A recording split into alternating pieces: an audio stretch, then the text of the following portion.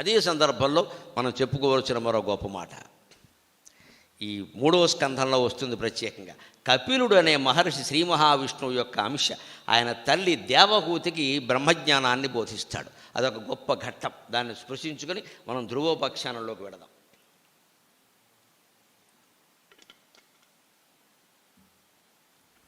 కర్దమ ప్రజాపతి, దక్ష ప్రజాపతి, వీళ్ళందరూ ప్రజాపతులు. కశ్యప ప్రజాపతి. ప్రజాపతి అంటే సంతానానికి పతి. ప్రజ అంటే పబ్లిక్ కాదు, పార్టీ లీడర్ కాదు. ప్రజాపతి అంటే సంతానానికి పతి. వీళ్ళు 10 మంది ఉంటారు. కర్దమ ప్రజాపతి, దక్ష ప్రజాపతి, కశ్యప ప్రజాపతి, మరీచి ప్రజాపతి. వీళ్ళు ఎందుకు అన్నాడు బ్రహ్మదేవుడు అంటే కేవలం వాళ్ళకు ఒకటే కార్యక్రమం, సింగిల్ పాయింట్ ఫార్ములా, సంతానాన్ని ఉత్పత్తి చేయండి అంతే. అటువంటి పంటకిస్తే ఎంత బాగుంటుందో సుఖంగా. ఇదే ఉద్యోగం, దానికి జీతాలు ఇచ్చారు వాళ్ళకి సుఖంగా. ఆయన దగ్గర ఒక్కొక్కళ్ళు శుభ్రంగా 6 పెళ్ళిళ్ళు చేసుకుని 60,000 మందిని కన్నారు. వాళ్ళ పనేది, వాళ్ళు అందుకోసం పుట్టారు. కర్దమ ప్రజాపతి అందుకోసం పుట్టారు. కానీ సహజమైన బ్రహ్మజ్ఞానము వైరాగ్యం కారణంగా ఆయన పెళ్లి చేసుకోలేదు. బ్రహ్మదేవుడు పిలిచి వచ్చి మొట్టికాయ వేశాడు. నిన్ను కన్నది ఎందుకు? మళ్ళీ మార్గశర్మాసం దాడితే ముహూర్తాల్లో చేసేసుకో అన్నాడు. చేసేసుకున్నాడు. దేవహూతి అనేవాడిని చేసుకున్నాడు. ఈయనకి వైరాగ్యం, ఆవిడకేమో ఒక సౌభాగ్య కాంక్ష. తప్పే ఉందండి, ఈయనకున్న వైరాగ్యం ఆవిడకు ఉండాలనే ఉంది. ఆవిడ భర్తను తప్పితే ఎవరిని అడుగుతారండి? ఆవిడంది, ఏదో దేవహూతి నేను చేసుకున్నాను, నేనేమో బ్రహ్మజ్ఞానిని, వైరాగ్యం ఉన్నవాడిని, కానీ చేసుకున్నాను బ్రహ్మదేవుని ఆజ్ఞ ప్రకారం. నీకేవో కోరికలు ఉన్నాయి, ఇవన్నీ నేను తీర్చగలను, లేదు ఏమైనా ఉంటే చెప్పేసేయంటే, ఏముంటుందండి సాటి ఆడవాళ్ళకు ఉండే కాంక్షలేనండి, నాకు ఒక దివ్యమైన విమానంలో అన్ని లోకాలు తిరిగి రావాలని ఉందని అడిగితాడు. కొరవలసిన కోరికేనండి. భార్య భర్తతో కాకపోతే ఎవరితో చేస్తారు? తీర్థయాత్రలో మరొకరితో చేస్తారు. ఓ మాస్టారు రిటైర్ అయిపోయాక సరే ఇంట్లో కూర్చున్నాడు. భార్యకి ఏవో చేస్తారు పాపం, సత్యనారాయణ వ్రతం పూజలు అన్నీ ఉన్నాయి. చేస్తుంటే ఆవిడకి పాపం రోజు చేస్తుంది, అంతకుముందు నుంచి చేస్తుంది. ఈయనలాగే ఈవేళ మొదలట్లేదు, పూర్వం నుంచి చేస్తుంది ఆవిడ. ఒకసారి పాపం దేవుడికి చాలా ఆనందమై శివుడు ప్రత్యక్షం అయ్యాట. ఎప్పటి నుంచో చేస్తున్నావు అంటే, ఆ రోజున ఈయన కూడా ఉన్నాడు పక్కన. చేస్తున్నావు, నీకు ఏం కావాలో కోరుకోమన్నాడు. పాపం ఆవిడ అందులో మా ఆయనతో కలిపి నాకు ఎల్టీసీ ఇప్పించి తీర్థయాత్రలన్నీ చేయించి ఇంకేం ఒక్కలేదని చెప్పాడు. తాపరంగా ఎల్టీసీ ప్రాప్తిరస్తూ అన్నాడు ఆయన. సరే పక్కనే ఉన్నాడు కదా అని భర్తను కూడా అడిగాడు, నీకేం కోరుకుందో చెప్పబోయండి, కొంచెం పక్కకి రమ్మన్నట్ట. భర్త కదా, అందులో మాస్టర్ రిటైర్ అయ్యాడు, కొంచెం పక్కకి రండి అన్నాడు. పక్కకి వెళ్ళిన తర్వాత అన్నట్ట, నాకంటే 30 ఏళ్ళు వయస్సు తక్కువ అమ్మాయితో యాత్రలు చేయాలనుందన్నట్టు. దిక్కుమాలిన కోరికంటే ఇది. ఆవిడ పాపం భర్తతో చేద్దామని కోరింది ఆవిడ. వీడు అలా నాకంటే వీడికి 60 కదా, రిటైర్ అయ్యాడు కదా, 30 ఏళ్ళు వయస్సు తక్కువ అమ్మాయితో యాత్రలు చేయాలి. శివుడు చాలా గొప్పవాడండి, ఈ తపోహి దురతిక్రమం తథాస్తు అన్నాడు. మన్నాడు వీడు పొద్దున స్నానం చేసి వచ్చేసరికి వీడికి 90 ఏళ్ళు వచ్చాయి, ఆవిడ అలాగే ఉంది.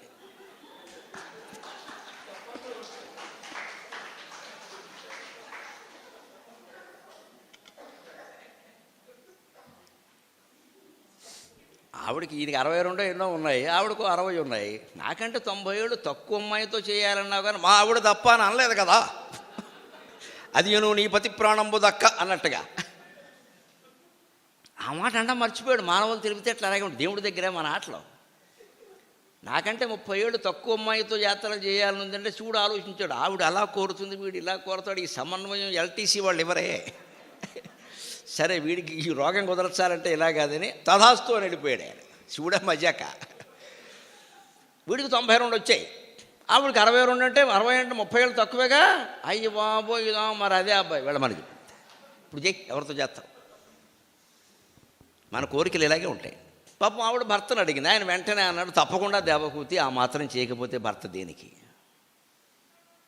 నీకు అన్నీ తిరగాలనుంది, దివ్య విమానం, నీకు అన్ని సౌకర్యాలు ఉండాలి, నౌకర్లు నీకు సపర్యలు చేయరు, హాయిగా పొట్టచీర కట్టుకున్న సౌభాగ్యవతిలో కూర్చోవాలి, అంతే కదా, కూర్చో, నీకెందుకు నేను చేస్తా కదా అని ఆయన తపశ్శక్తితో ఒక బ్రహ్మాండమైన విమానాన్ని సృష్టించాడండి మహానుభావుడు. మంత్రశక్తికి అన్నీ సాధ్యమే.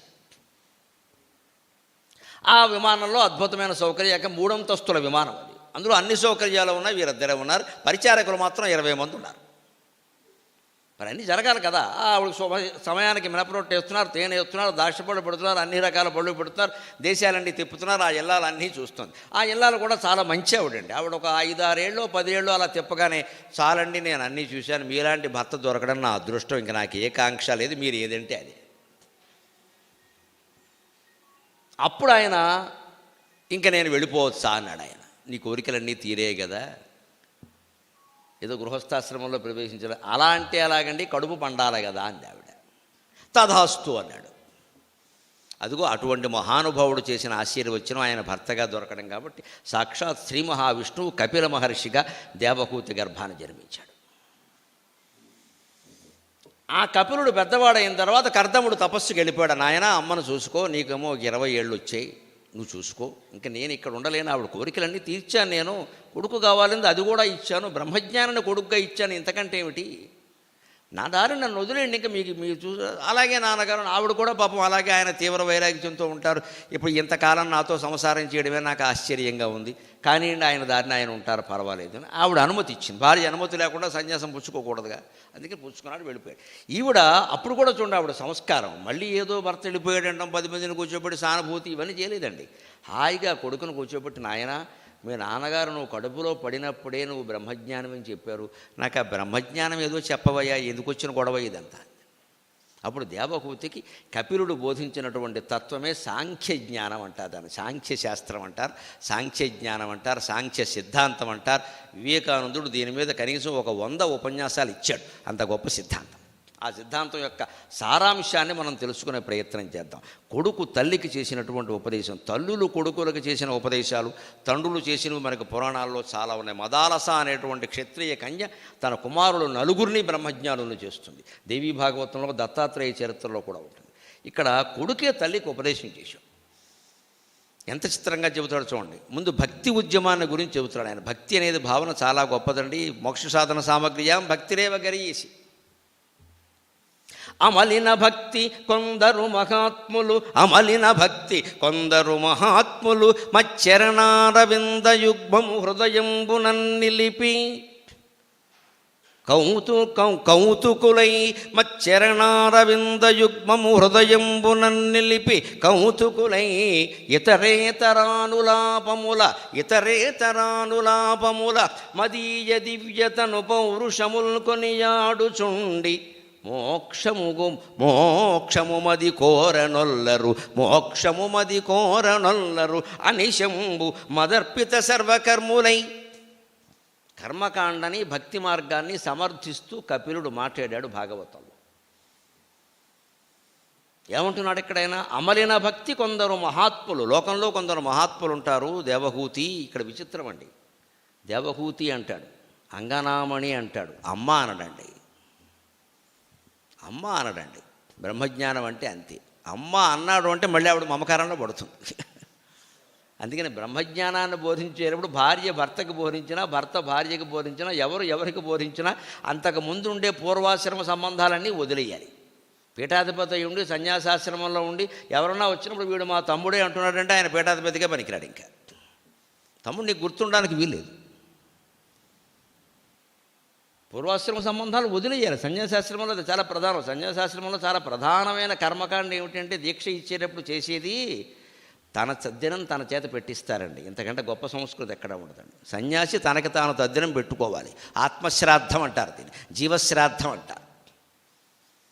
నీకు నువ్వు తద్దినం పెట్టుకున్నాక మళ్ళీ మా బావమరిది మేనల్లుడు అంటే పెట్టి ఇక్కడ పీఠంలో ఎలా వస్తున్నారు వీళ్ళందరూ బంధువులు రాకూడదు. అక్కడికి వచ్చారంటే అయిపోయినట్టే రాజకీయ పార్టీ. ఇది సన్యాసాశ్రమం. అంత గొప్పది పరమహంస పరివ్రాజకాచార్య అంటే. అందుకే సన్యాసులకు జయంతి జరపరండి.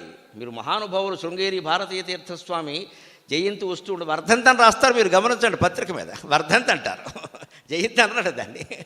వర్ధంతి అంటే అంతే, లౌకికంగా వారికి సంబంధం లేదు, ఊరికే సంవత్సరాల లెక్క కోసం అవ్వండి, వయస్సు ఎంతో తెలియాలి కాబట్టి వర్ధంతి అంటారు దాన్ని. అంచేత లోకం వారి దృష్టిలో మరణించింది, లోకం దృష్టిలో వారు మరణించినట్టే. ఇంక తర్వాత పై సంబంధం అని అంచేత లోకమంతా సమానం. అంత గొప్పది సన్యాసాశ్రమం, పీఠాధిపత్యం. ఆ సంస్కారం లేని వాళ్ళు అందులోకి వెళ్ళకూడదు. అందుకని కర్దముడు వెళ్ళిపోయాడు. చెబుతున్నాడు ఇక్కడ భక్తి మంచిదే, కానీ ఒక్కోసారి ఇబ్బంది పెట్టేస్తుంది అది. కానీ ముందు ఈ మార్గం మంచిది. ఎలాగట, కొందరు మహాత్ములు చరణారవింద యుగ్మము హృదయంబునన్ నిలిపి, నా పాదాలు సేవించాలి, ఇలాంటి వ్రతాలు పూజలు చేయాలి, విగ్రహ రూపంలో నన్ను ఏదో ఆరాధించాలి, ఓ తీర్థయాత్ర చేయాలన్న తాపత్రయం ఉంటుంది వాళ్ళకి. మనం కాదని ఎలా అంటాం దాన్ని? హృదయంబునన్ నిలిపి కౌతుకులై, ఉత్సాహం మానుకోలేక వాళ్ళు ఏం చేస్తారు అంటే ఇతరేతరానులాపముల, ఒకరితో ఒకరు కూర్చుని సరదాగా కూర్చుని సత్సంగం అంటాం కదా మనం. ఏదైనా మాట్లాడుకుంటే సత్సంగంలో ఎప్పుడు దేవుడికి సంబంధించిన విషయాలే మాట్లాడుకోవాలి. అందుకని సత్సంగంలోకి ఎవరైనా రాగానే, ఏమిటి పిన్ని గారు మీరు 4 రోజులుగా రావట్లేదు అంటే అది దుస్సంగం అమ్మ, సత్సంగం కాదు. ఆవిడ రాకపోతే నీకెందుకు అంటే, ఆవిడ రాకపోతే ఈవిడ ఉండలేకపోతుంది ఇక్కడ, ఇంకెందుకు సత్సంగం? సరే, ఎవరు వచ్చారు ఎవరు రాలేదు అనవసరం. మీ అమ్మాయికి పెళ్లి కుదిరిందా, అబ్బాయి కుదిరి, ఇవన్నీ ఈ మాటలన్నీ వస్తే సత్సంగం దేనికండి? ఆర్టీసీ డిపో అయింది అది, బస్ స్టాండ్. దేవుడు తప్ప ఇంకో మాట అక్కడ రాకూడదు సత్సంగం అంటే. అందుకే నా దృష్టిలో సత్సంగం అంటే సద్గ్రంథ పఠనం, మనుషుల్ని కలవడం కాదు. మనుషుల్ని కలిసామంటే ఈ మాటలే వస్తాయి. సద్గ్రంథ పఠనమే సత్సంగం. మంచి గ్రంథం తీసుకుని భాగవతం లాంటిది మీ అంతటా మీరు ఇంట్లో కూర్చొని చదువుకోండి. ఎవడన్నా ఫోన్ కట్టేయండి, పలక్కండి, తర్వాత చూసుకోవచ్చు. ఆ చదివే గంట సేపు కట్టేయండి, ఎవరు వచ్చినా పలక్కండి. అదే సత్సంగం. చుట్టూ నలుగురు కూర్చోబెట్టుకుని మాట్లాడుతూ సత్సంగం ఏమిటండి? బుర్రపాడైపోతుంటే ఓ 50 మంది చేరడం, ఇందులో మళ్ళీ అధ్యక్షులు ఎవరు, వీరు మళ్ళీ ఇందులో పెద్ద పేచీలు గొడవలు, రోజు వేదిక మీద మీరైనా మేము ఉండకూడదు. ఇంకా సత్సంగం ఎందుకమ్మా? సంతలో కూర్చోక ఈ కోరికలన్నీ ఉంటే, మమ్మల్ని పిలవలేదు, మా పేరు చెప్పలేదు, ఇవి ఉంటే కార్యక్రమాలు చేయకూడదండి. నమస్కారం, మాకు గుర్తింపు లేదు, గౌరవం లేదని ఎవరన్నా అంటున్నారంటే వారు ఆధ్యాత్మిక కార్యక్రమాలు చేయకూడదు. అప్పడాలు అమ్ముకోవచ్చు, అరిసెలు అమ్ముకోవచ్చు. నేను అనేదాన్ని మర్చిపోవడానికే ఇవన్నీ, నాది అనేదాన్ని మర్చిపోవడానికే ఇవన్నీ. అందుకని ఆయన ఎక్కడ దేవహూతి అంటాడు, అంగనామణి అంటాడు, అమ్మ అన్నాడు. అంత పక్కా బోధ విషయం. ఆవిడ అలాగే నేర్చుకుంత, ఇంత కన్నతల్లిని నన్ను సంబోధించకూడదు, అవన్నీ ఉంటే అనవసరం, ఇక్కడ కోచింగ్ కుదరదు. అందుకే అమరణ భక్తితో కొందరు మహాత్ములు మదీయ దివ్యతను పౌరుషములు కొనియాడుచుండు. దివ్యతను అంటే అవతారం, రామావతారం, కృష్ణావతారం, ఇలా ఏవో ఉన్నాయి కదా, నరసింహ అవతారం, దత్తాత్రేయ అవతారం. ఆ అవతార కథలు చెప్పుకుంటూ ఉంటారు. వాళ్ళని కాదనడానికి లేదు, అది మంచి పనే, చేయొచ్చు. కొనియాడుచుండి మోక్షము మదిగోరనన్నారు. వాళ్ళు ఎలా ఎంత తీవ్రంగా ఉంటారంటే వాళ్ళు మోక్షం కూడా ఒప్పుకోరు. మోక్షం కూడా ఒప్పుకోరు. విశిష్టాద్వైతంలో ప్రధానమైనది అదేనండి, ద్వైతంలో కూడా ప్రధానమైనది అదేనండి. మాకు మోక్షం కంటే వైకుంఠంలో శ్రీమన్నారాయణమూర్తిని సేవించడమే ముఖ్యం అంటారు. అదో మార్గం. కానీ దాంట్లో మంచి చెడ్డలు ఏమిటో తర్వాత చెబుతాడు కబులు. మాకు మోక్షం కూడా వద్దంటారు వాళ్ళు. అనిశంభు మదర్పిత సర్వకర్మలే. మరి ఏమంటే మీరు చేసే కర్మలు మీకు బంధాలు అయిపోతాయి కదా, మోక్షం వద్దంటారంటే అన్ని కర్మలు కృష్ణార్పణం అన్నాం కదండి, మాకెందుకు బంధం అవుతుంది అంటారు వాళ్ళు. అన్నామంటే పైకి అనగానే సరిపోలేదు, మరి లోపల ఉండాలి. దీన్ని వెంకటేశ్వర సుప్రభాతంలో చెబుతారండి ప్రతివాది భయంకరం అన్నంగరాచార్యులు గారు. త్వద్గోపురగ్రశిఖరాణి నిరీక్ష్యమాణాః స్వర్గాపవర్గ పదవీం పరమాం శ్రయంతః మత్యా మనుష్యభువనే మతిమాశ్రయంతే శ్రీవేంకటాచలపతే తవ సుప్రభాతం అంటాడు. ఈ గోపుర శిఖరాలన్నీ చూస్తూ మళ్ళీ మళ్ళీ ఈ గోపుర శిఖరాలు చూడాలి అంటే మానవ జన్మ ఎత్తాలి కదా, అందుకని నాకు వైకుంఠం వద్దు, మోక్షం వద్దు, మనిషిగా పుట్టించవయ్యా అని అంటారు కొంతమంది భక్తులు. అందులో మాత్రం తప్పే ఉంది అన్నాడు ఆయన. ఇలా కపిలుడు బోధ చేశాడు. ఆశ్చర్యం ఏంటంటే వెంటనే కాస్త అవగానే ఇంకో మాట చెబుతాడు. సరిగ్గా ఆ మాట దీనికి వ్యతిరేకంగా ఉంటుందండి, అది సాంఖ్యం. అందుకే సాంఖ్యం అర్థం కావడం కష్టమంట. ఇక్కడ భక్తి యోగం అవతారాల గురించిన చర్చలు అన్నీ మాట్లాడుకోవచ్చని చెప్పాడు కదండి.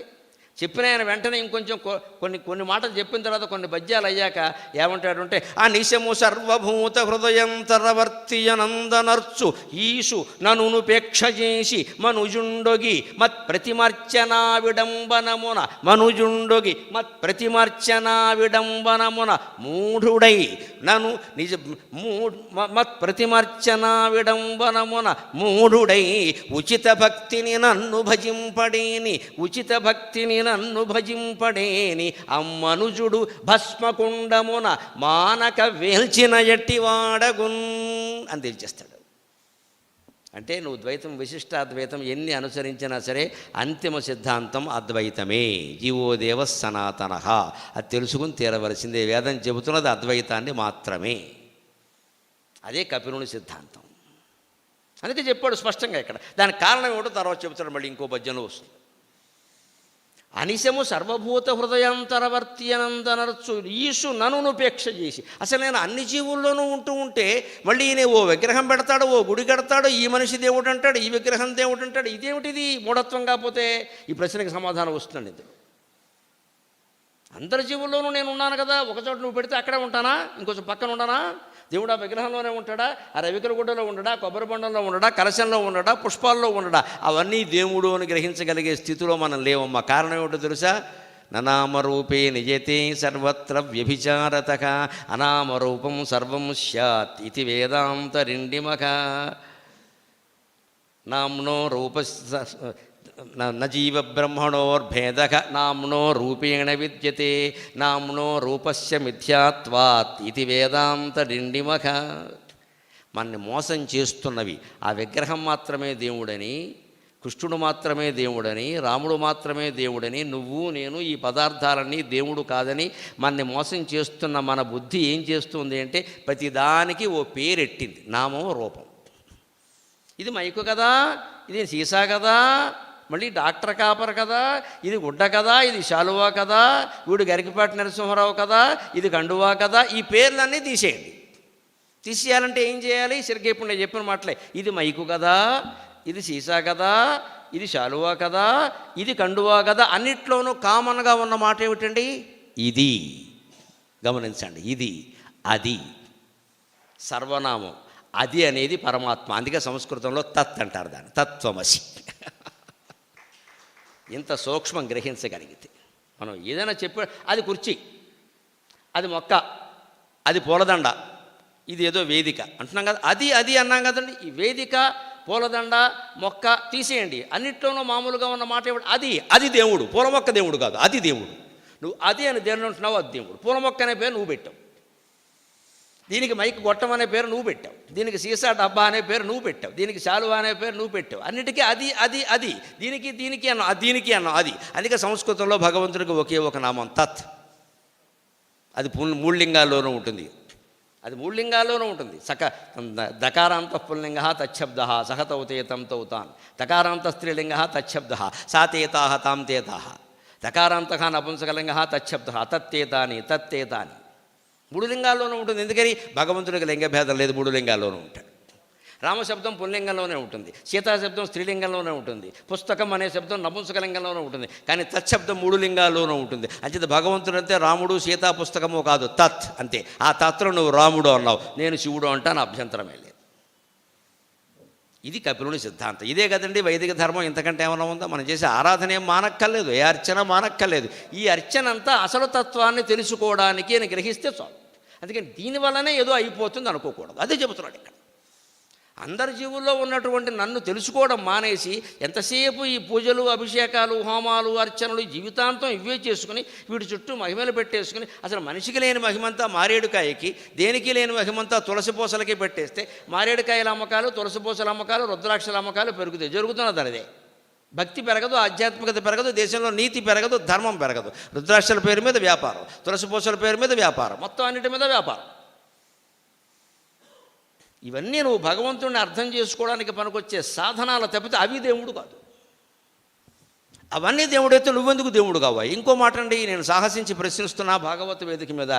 నిర్జీవమైన విగ్రహం, మనిషి ప్రతిష్ఠించినటువంటి విగ్రహం దేవుడైనప్పుడు దేవుడు ప్రతిష్ఠించిన మనిషి దేవుడు కాడండి. ఆశ్చర్యం. ఎంత బ్రాహ్మణులైనా మనుషులే కదండి, ఎంత మంత్రవేత్తలైనా మనుషులు ప్రతిష్ఠించినటువంటి విగ్రహం దేవుడైనప్పుడు దేవుడు స్వయంగా ప్రతిష్ఠించిన మనిషి దేవుడు కాదా? మనం మనిషిని దేవుడుగా ఎందుకు ఒప్పుకొని తెలుసా? మనం మనిషి కాబట్టి. రాగద్వేషాలు వాడు ఒప్పుకుంటే నేనేమిటి ఇక్కడ? కుదరదు. అందుకని కొత్త దేవుడిని సృష్టించి పారేసాం. నువ్వు నేను కాకుండా ఓ బొమ్మ పెట్టేశాం, గొడవ లేకుండా.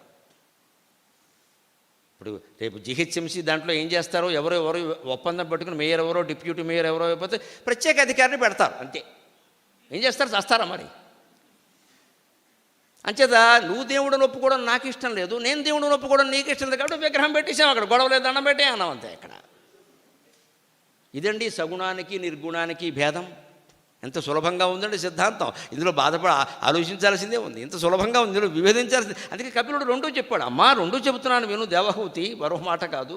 భక్తి యోగం ఉంది చెప్పుకుంటారు, మా కాలక్షేపానికి బాగానే ఉంటుందమ్మా, అవతార పురుషులు కదా, లీలలు చెప్పుకుంటే బాగానే, వృధా మాటలు మాట్లాడుకోవడం కంటే ఇది మంచిదే. కానీ అది మార్గం కాదమ్మా. సర్వభూత హృదయంతరవర్తిని ఎందనర్చు నన్ను నన్ను ఉపేక్ష చేసి అందరి జీవుల్లో ఉన్న నన్ను గమనించడం మానేసి ఏవో కొన్ని ప్రతిమలు కొన్ని మాత్రమే పెట్టడం. అది కూడా చెప్పాడు స్పష్టంగా. మత్ ప్రతిమార్చనా విడంబనమున, నన్ను విగ్రహమాతృణ్ణి చేసి ఆ విగ్రహాన్ని ఆరాధిస్తేనే ఏదో వచ్చేస్తుందని గొప్పలు చెప్పేస్తూ ఉంటే ఏం చేయమంటావమ్మా? సిద్ధాంతాలు ఇలాగే ఉంటాయి, రాద్ధాంతాలు అయిపోతాయి. ఇంకో విగ్రహం సృష్టిస్తాడు, దాని మహిమ చెప్పమంటాడు.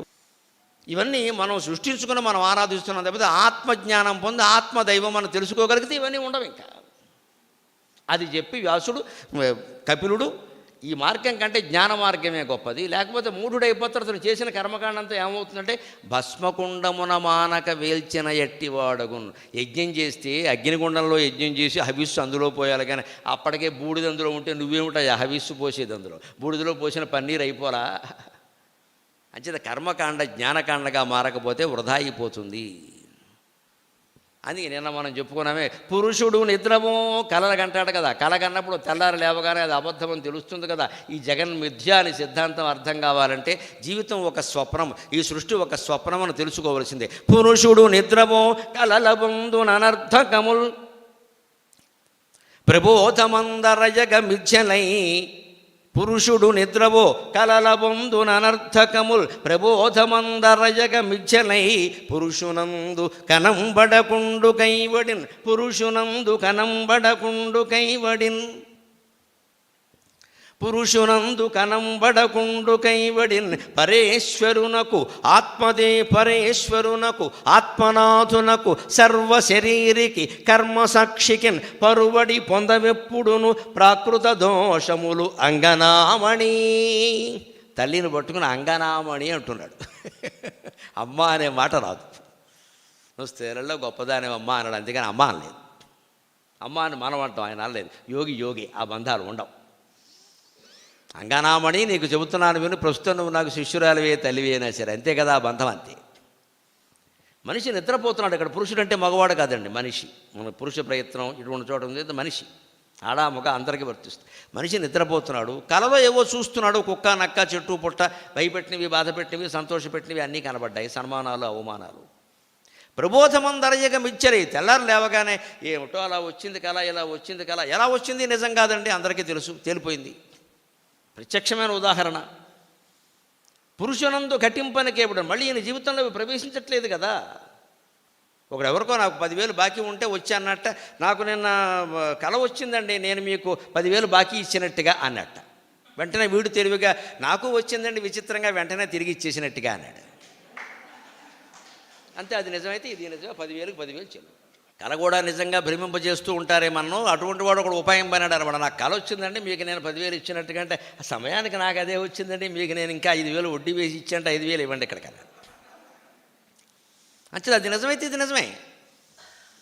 కళ్ళ వచ్చింది ఏది మనం చేయం కదండి. కాసేపు భయపడితే భయపడచ్చు, బాధపడచ్చు, సంతోషించచ్చు, కానీ దాని ఆచరణలో పెట్టాం కదా. కళ వదిలేస్తాం ఆ విషయాన్ని. అలా వదిలేసినట్టే జీవితంలో ఘట్టాలను కూడా వదిలేయగలిగిన వాడికి అద్వైత జ్ఞానం ఉన్నట్టు లెక్క. వాడు మనశ్శాంతిగా ఉంటాడు ఖచ్చితంగా. చేయవలసిన పని ఏదో చేసాం, చదువులు, పిల్లలు, పెళ్ళిళ్ళు, ఉద్యోగాలు ఏవో ఉన్నాయి అంటే ఇంక వదిలేయాలి ఆ విషయాన్ని. ఇంకా వాళ్ళ ఇబ్బందులు వాళ్ళు పడతారు. ఇంకా ప్రతిరోజు మనం తాపత్రయపడకూడదు. ఇంకా అనవసరంగా ఇబ్బందులు పెరిగిపోతాయి అక్కడ. అంతే, అక్కడ తెంచేసుకోమని కాదు, అక్కడ బంధం ఎంతవరకు ఉండాలో అంతవరకు ఉండదు. ఇది కళ, స్వప్నం. ఇది దీంట్లో మనం చక్కబెట్టేసాం, అయిపోయింది. ఏదైనా అడిగితే చెబుతాం, లేకపోతే మిగిలిన మన పని ఏదో మనం సత్సంగంలో ఉంటాం, ధ్యానం చేసుకుంటాం. అదే భాగవత మార్గం. అందుకని పరేశ్వరునకు పరమాత్మ అయినటువంటి శ్రీకృష్ణ పరమాత్మకి 16,000 మందిని పెళ్లి చేసుకున్నా, ఇంతమంది రాక్షసులను చంపినా, వీళ్ళని పెళ్లి చేసుకున్న కర్మబంధం కానీ, వాళ్ళని చంపిన పాపం కానీ ఏదీ రాలేదే. నువ్వేనా అంతే గ్రహించగలిగితే అన్నాడు. ఇది కపిలుని బోధ. అంతిమంగా అద్వైతమే నిజము అని కపిలుడు ఎందుకు చెబుతున్నాడంటే చాలా స్పష్టంగా, విగ్రహారాధన కంటే వైకుంఠాదుల కంటే అద్వైతమైన నిజం అది పూర్ణ మార్గం అదే అని ఎందుకు చెబుతున్నాడు అంటే కర్మ మార్గంలో పడి మోసపోకుండా